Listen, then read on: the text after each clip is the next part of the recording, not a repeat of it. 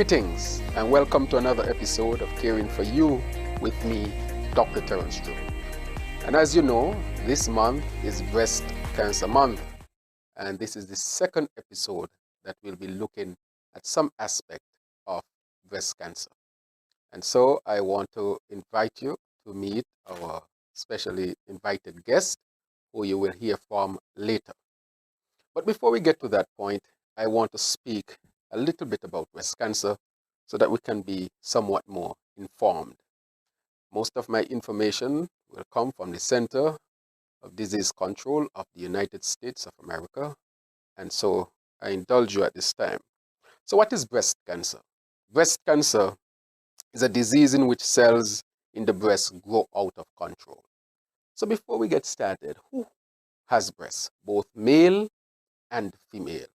And so breast cancer might be more common in female, as is obvious, but men can also get breast cancer. And so this would interest men, not just because men can get breast cancer, but because all men have mothers, many have sisters, daughters, friends, and in the wider community would have connection with women. And so we all as a society should be interested. And so there are two main kinds of breast cancer. Those that affect the lobules. What are the lobules? The lobules are the structure in the breast, the female breast, that produce milk. And the duct is like a hose that go from the lobule and go all the way to the nipple. So that when a woman is pregnant, the lobule produces the milk goes down the duct into the nipple so that the child can suck. And these are the two main areas in the breast where cancer is developed, in the lobule and also in the duct. Now, these two types of breast cancers, of course, can be what we call invasive, meaning that they are in the duct or the lobule, and they can penetrate and go to different areas of the breast, and they can even go all around the body, which we call metastasis. And that in itself is when it becomes even more complicated. So now we understand what breast cancer is in general. What are the symptoms of breast cancer? I would like to say that there can be no signs, no symptoms, which means you can have breast cancer and not know it. And that is why it can be very dangerous. It can act almost like a silent killer. But for those who develop symptoms, they can feel a lump.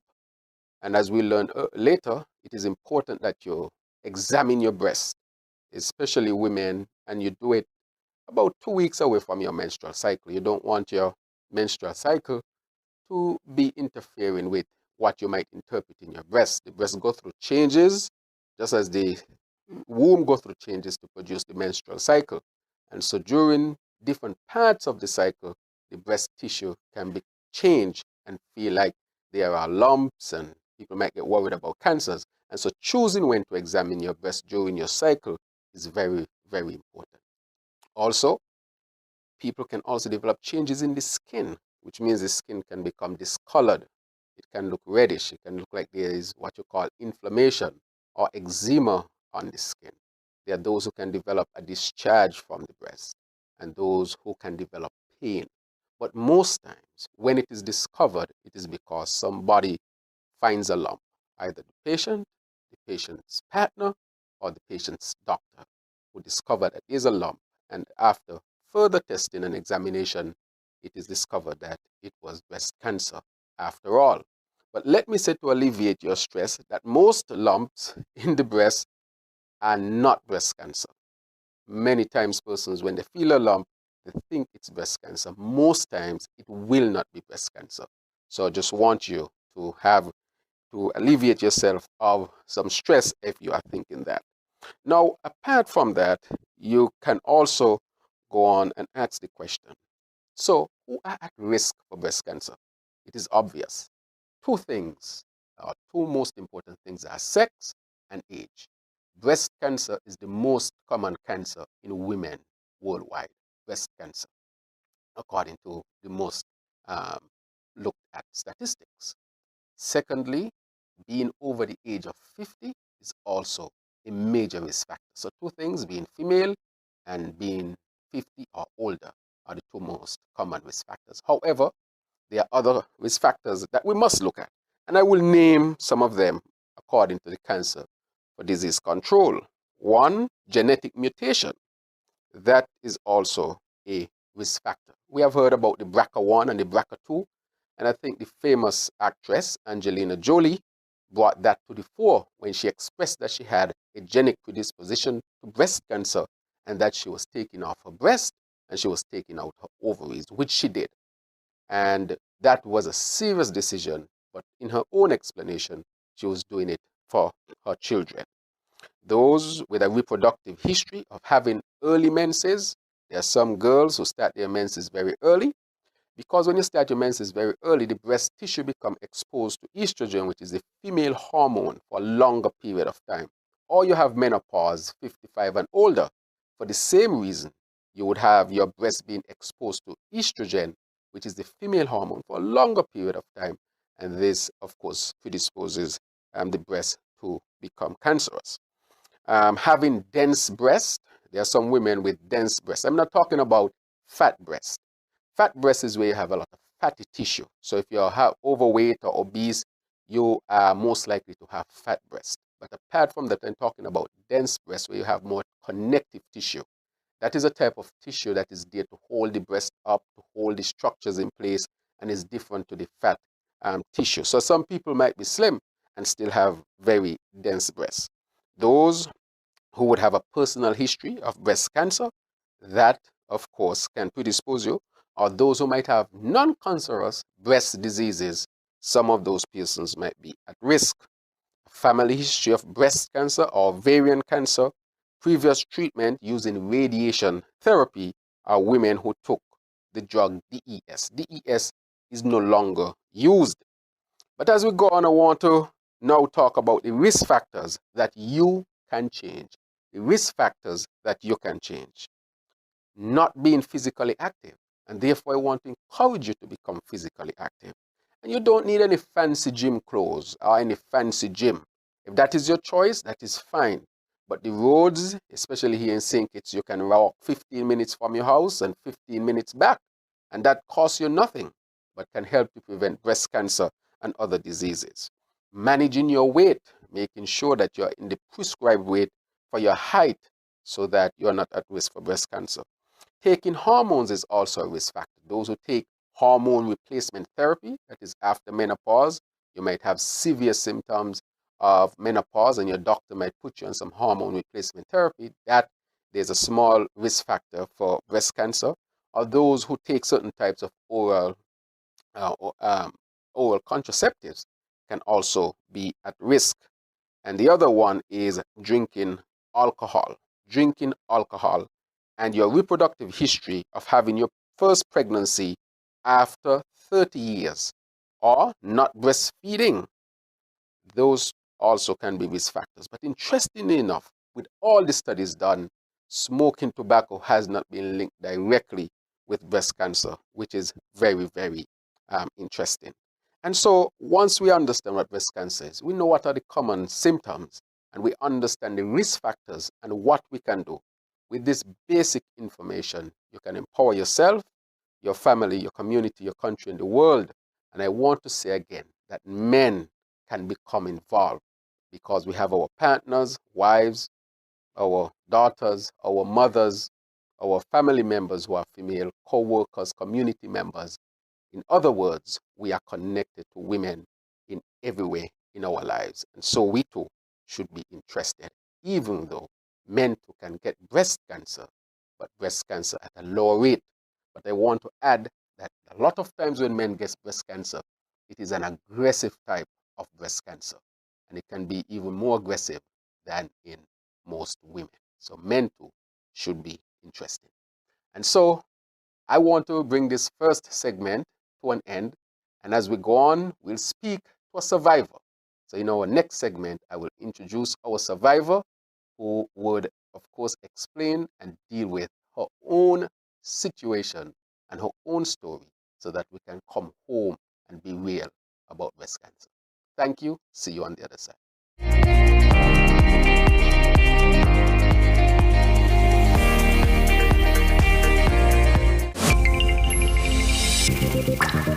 An open interactive event can be described as tremendous, effective, on par with any conference around the world. From exhibitions to trade shows, corporate events to product launches, from press events to political functions. We are the secret sauce behind events that make you go, wow. We've staged multiple world-class events in the Caribbean and developed the skill to deliver quality in every detail, whether the event is live or fully virtual, or maybe even somewhere in between. At Open Interactive, we got your events covered. Get your free quotation today at www.madebyopen.com.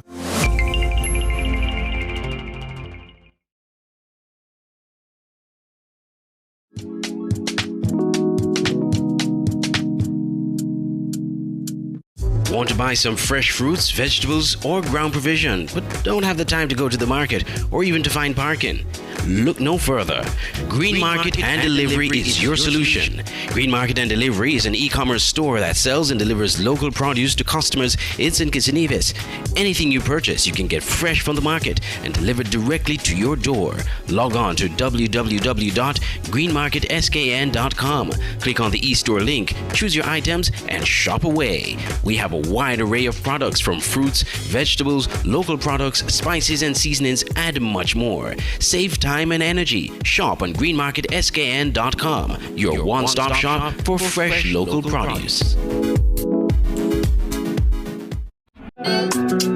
Online radio has never been this great.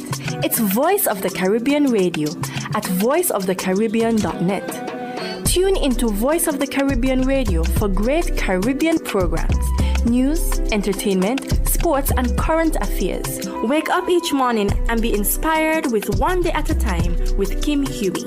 Stay abreast with news across the Caribbean and internationally with the Caribbean News Hour, and be entertained with shows like Reggaeville, Caribbean Classics, and Jive Music Show. Visit our website, download our Android mobile app, or listen us on TuneIn Radio. There is so much more on Voice of the Caribbean Radio, reaching the Caribbean and beyond. Check website or app for program schedule.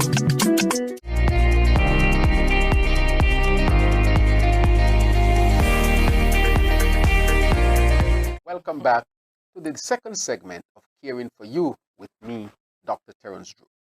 On this episode, we are dealing with breast cancer because, as you know, this is Breast Cancer Month. Previously, I gave you some information about breast cancer, what it is, the risk factors, and the signs and symptoms. But to bring the whole issue home, we have with us today a survivor of breast cancer. And let me say how proud I am of her for her fight to make sure that she continues to live and to live healthy.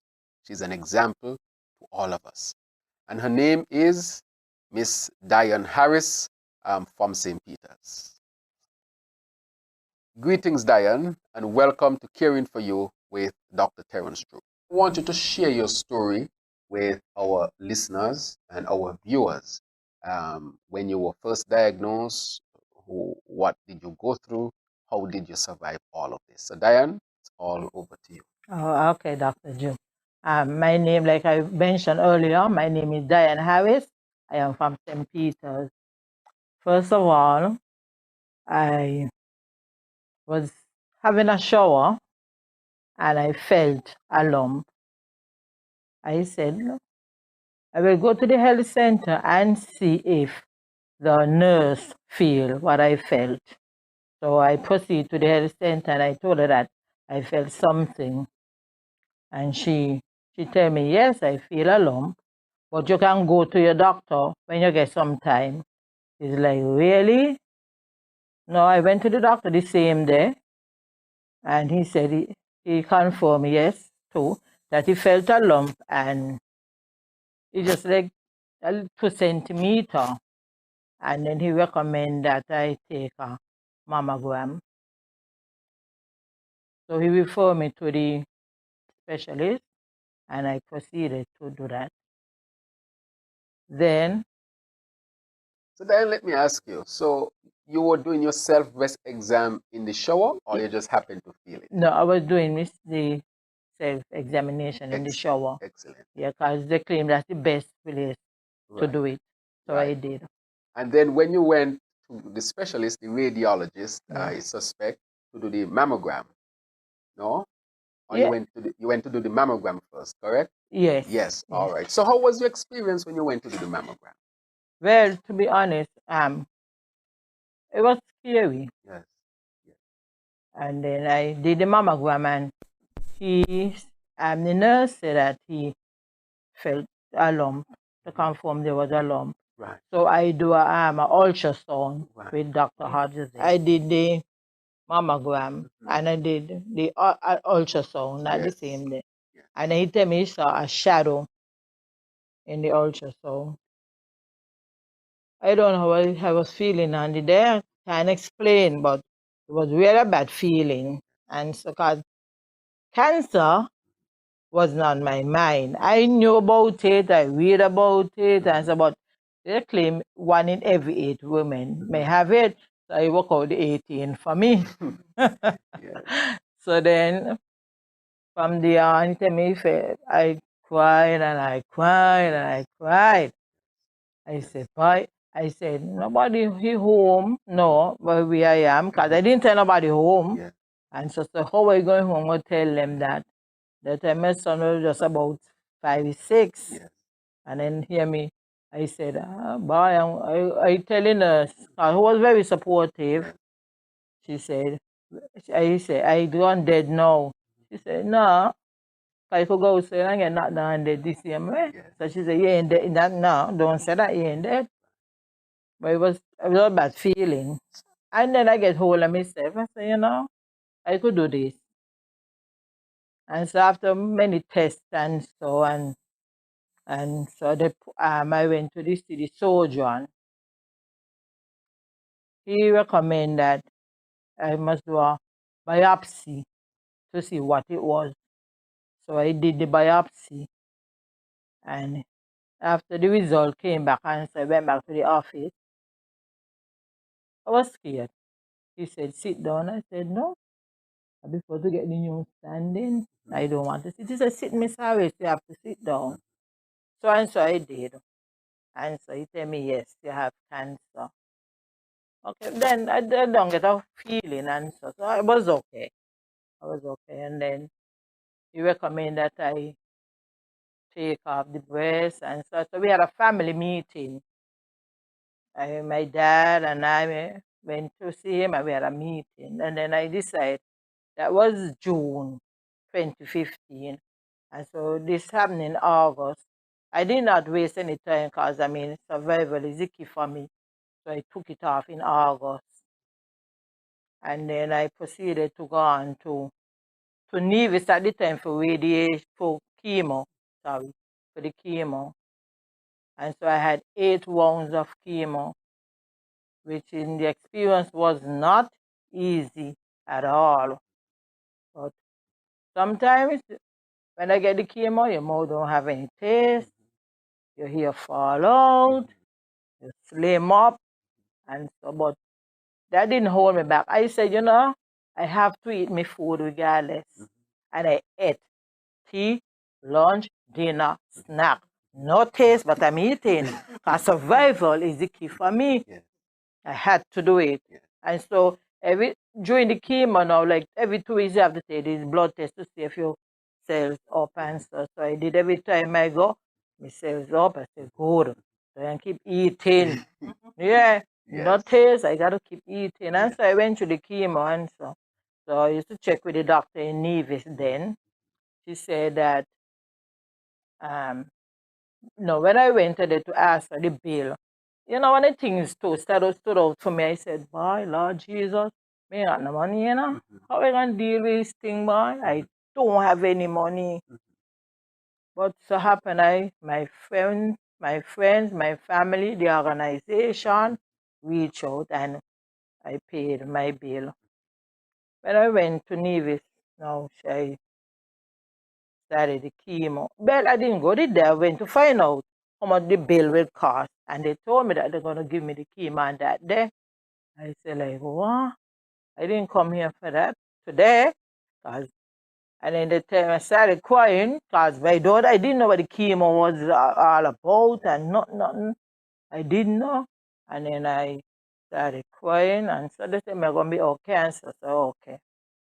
So I get the first round. The body felt different. You know, it's something foreign in the body, so it felt different. Okay. Then 2 weeks after, I got the second one. My hair fell out, so I had to wear a wig now. And so I said, no, I could do this. Survival is the key. And I proceeded to, and I get, like I said, I got an 8 rounds of chemo. And you are here today. And I am here today. I got to clap you for that. Well done, Diane. This reflects that you are very courageous, that you are a fighter, and that type of mindset is very important for survival. And so we want to congratulate you on it. Let me ask you about the mammogram. Was the mammogram painful when you had to go to do it? Many women are afraid. We know that mammograms generally are done after the age of 50 up, but here in St. Kitts, I think because we might have a aggressive type of breast cancer when it affects our people, I think we start at 40. However, the data on that, I think I would need to present later on. But I want you to explain, was it painful having a mammogram? No, I didn't feel no pain at all. It's just like the normal, like, you know, that to press to see, and so just that. It's a little uncomfortable, but no pain. No pain. So it's nothing for women to be afraid of. Nothing to be afraid of. Right. So I want to encourage women to go out and get their mammogram. That is important. Now, once you got the news, you said when you went to get the x-rays, you didn't inform your family. No. How was it after you got the news to go home and tell your family, look at your son? How was that experience? It was rough. Yes. It was rough.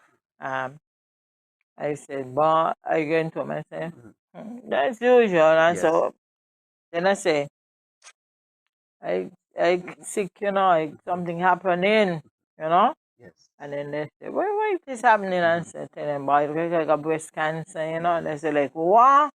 I said, man, don't cry for me, don't solve for me. I'm going to get through this. I'm going to deal with this. And so I just fight. So you had excellent family support. Yes. And that I think is quite important. Yes. Right. So as we come to the end of this segment, dealing with breast cancer on this episode, and we have heard from Miss Diane Harris of St. Peter's, who is a survivor who was diagnosed in 2015 and is today in 2021 cancer-free. Your hair look like it's back.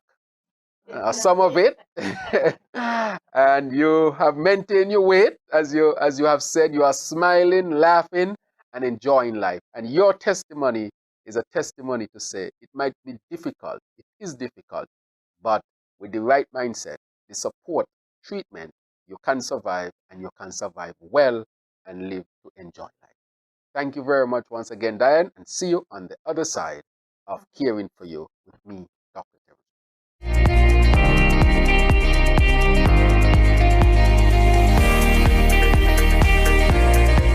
If you need effective advertising at affordable prices, you need to advertise with SKN NEWSLINE. We offer a wide range of services: TV advertising, video ad production, social media marketing and management, WhatsApp marketing, digital marketing, and much more. We offer a comprehensive marketing package to suit your budget. Call our advertising department at 665-7456, 661-2008, or 663-8887. Get your message out on our newscast on the cable channel 95 and or online networks. Weekdays at 7 p.m. SKN NEWSLINE. Marketing made easy.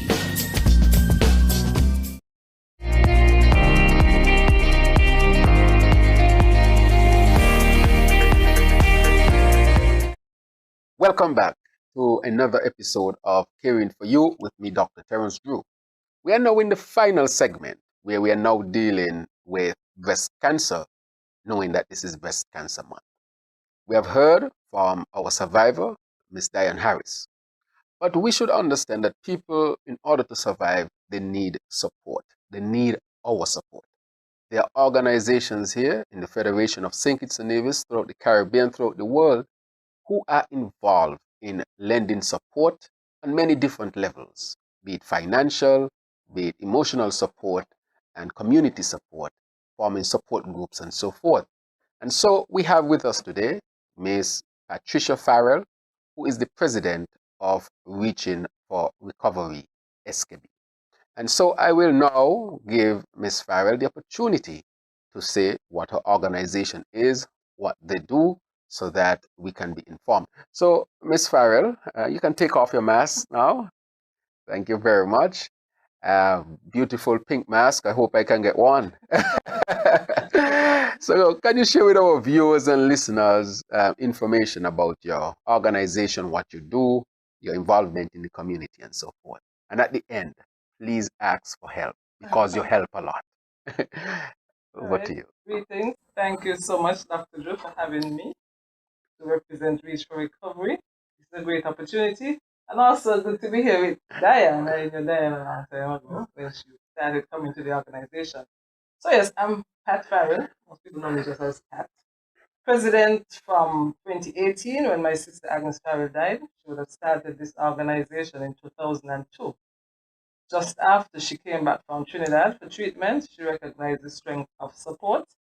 And I myself recognize how strong family and community support is, prayer support, church family. And so when she died, having been through all of the things with her, and they asked me, would I continue? I said, oh, let me see what God has in store for me. And it wasn't long before I heard the answer, and I said, so many people need my help, our help as a team. I couldn't say no. So in 2018, she died on the 18th of April, 2018. And I would say from that, I took on the mantle. And for me, I like hearing the stories, even though they could be somewhat, sad. When I see hope, when I see people just being encouraged, it's great. So we try to help in any way we can. It's not a cheap disease. It's very expensive. Been through it with her. And so we try to raise some funds, not as much because, there's not a lot of sponsorship, most people at this time. But over the last few years, we have had good support from corporate citizens, individuals. And so we were able to assist persons with mammograms. We have been doing mammograms from the get-go. We've been doing free screening. We screen every year at least 100 persons, including this year, we did just under 100 persons. So the early detection we recognize is important, the support is important, and the financial assistance is important. So anyone looking at us today and would like to donate, support, we'll have the information for you at the end of this show. Thank you very much, Pat, for that introduction. And let me say that on behalf of the citizens of St. Kitts and Nevis, that we are very, we are very appreciative of your contribution, your time, your effort, your energy to help our people who are going through this difficulty. This year we're doing something physical, yoga exercise this year, the spiritual part of it, the meditation part of it. So we're doing that as a new venture. But what's important to us right now is our pink zone. It's a facility, it's a place, a home, where we do, it's like an awareness and support facility. That's what it is. It's located in camps in the OJ's commercial complex. And you can come counseling. We have doctors who would, speak to you. Survivors can come and just relax, have a cup of tea. You're leaving the hospital, you're not feeling well. It's close enough. Thank you very, very much.